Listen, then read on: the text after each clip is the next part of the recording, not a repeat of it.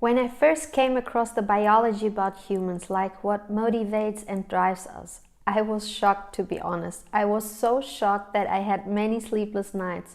But after a while, I put everything together and understood that these tools about human nature help understand what drives humans, and it helps to understand yourself better and how to thrive in a modern world. When you enter the weight loss community or the hyper health arena, everything is oriented towards it. Women can be so driven towards a certain weight, it becomes their god, their idol. Their whole day is oriented towards this goal. Can I go on a trip? Will I look pregnant tonight when I go out and eat a larger meal, or should I eat less in order to have a flat stomach? I talk more about this topic in the video Why Women Are Obsessed About Their Weight I linked in the show notes. In that video, I explain why people have a natural desire to be slim as well. I talk to many women in this hyper health arena, and some of them are stuck in their thinking and goal setting towards their weight loss goal and appearance. Most of the time, these are very highly conscientious women. We need wisdom along the way when we need to let biology do its own thing and when not. For example, when a man sees an attractive woman across the street, it would not be wise to have sex with that woman when he is in a relationship. He would do more harm than good with this behavior. A similar situation we face with food. Our nervous system always seeks out the highest calorie-dense food it can get. We should not let do biology its own thing when it comes to food choices, because our modern world developed food we were not meant to eat, and it will hijack our nervous system. By making conscious choices with food, we can gain health. If we only would listen to our biology, we would eat junk food most of the time. Unfortunately, this is what happens to most people in the modern world. They are trapped and do not know that they are, and that's why Dr. Lyle and Dr. Goldhammer named this situation the pleasure trap. On the other hand, some people, especially women, get trapped by this perfectionism thinking of losing the last 5 pounds, where they assume all the happiness is found. Other women protest against the desire of people to be slim, and they go the other direction and boycott it. That's two extremes. If finding a partner depends on the last 5 pounds, I would question if I want such a partner. In real life, for most, this will not make such a huge difference unless you work in Hollywood, but most luckily don't. I understand if you say you don't care if men do not care about the last 5 pounds. It is you that feels better by losing them. In this case, your internal audience might be very critical, but at some point, you have inheritable limits when it comes to your weight you have to face. This is something you cannot correct only by diet. You cannot reach every weight you desire with a healthy diet long term. Saying it doesn't matter how you look and you should love yourself for who you are is also not true, and everybody on this planet knows and feels that. But again, these are both extremes. Why should media and companies make advertisements with slim and beautiful people? Because of culture? What is culture? You and I. Companies just take advantage of our biology. If people were naturally attracted to being overweight, they would make advertisements most of the time with overweight people. In fact, companies did, and some still try, but fail or are less successful than by using slim people in their ads. People are attracted by slim people because this signals more health and being more fertile on average. That's the only reason why media and what we call culture use advertisement most of the time with beautiful and thin people. They just use the biological advantages. If advertisements sold better by making ads only with overweight people, they would do so. They are not interested in being a moral compass. The only thing they care about is making money, and if it means taking advantage of our biological driver, they will do so. For this reason, it is not the culture that determines what is attractive, but our biology. Isn't that mean? I think so, but that's how it is. Does that give someone the right to make fun of overweight people or judge them? It's disgusting, and it says a lot about the character of the person. Chef AJ once said the following in one of her videos. I link her channel down below. You are not fat. You have fat on your body. I like this view. It does not judge, but points out where change may be needed to a certain degree. Biology may lead some people, especially women, to the trap that physical appearance is everything. I had a classmate back then who many men were into her, although she was not a typical beauty.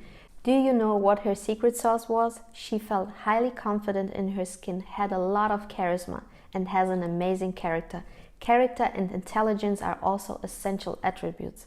Some very highly conscientious women can be trapped just by finding all the happiness and worth in their body weight and appearance because their internal audience is very critical. Do you think I find it good that a woman's value is highly measured by her appearance? Not at all. But does it help me to protest against it? We need wisdom to find the balance between being the best version of ourselves and making tremendous sacrifices for our happiness in order to weigh a certain amount. Don't be trapped by the pleasure trap, aka of modern highly processed food, and don't be trapped by your internal audience. CBT calls it the inner critic. The internal audience is a feedback system in our minds. It's a concept by the psychologist Dr. Lyle. The internal audience acts as if it's not you. It's as if people give you feedback. It gives you feedback with esteem signals like pride or self-disgust. Your internal audience will imagine what other people are going to think. Some people with their personalities have very, very punitive or critical internal audiences, and others will get standing ovations by just eating one salad leaf per day. A lucky one, I would say. The solution will be the following if you have a very critical internal audience. We need to re-educate the internal audience about what it thinks you are capable of doing in terms of weight loss and your goal weight. What will then happen is that the internal audience may be a little surprised by your inabilities when it comes to a specific weight loss goal. If we start to work the fundamentals and work them diligently, our internal audience will observe what we are and aren't capable of. So it will set its expectations accordingly, and it will send very self-esteem messages when we have worked diligently and on the best that we can. You are you, and you have an individual personality and an individual body. So we have to find a way, a balance where you enjoy your food and being at a healthy weight at the same time without sacrificing or constantly trying to meet unrealistic weight loss goals for your genetic makeup. I promise you, if you reach your goal weight, you will still face difficult life challenges. It's my desire to help you achieve a healthy weight, feel good in your skin, and get the best out of you.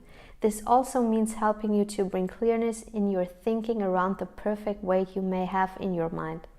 Ask yourself the following questions. Do you enjoy your food? Do you look forward to eating them? Are you eating foods that make you healthy and give you energy, or are you mostly eating foods where you know these will make you thin? Do you enjoy your exercise activity, or do you train for hours each day to keep a certain physical appearance?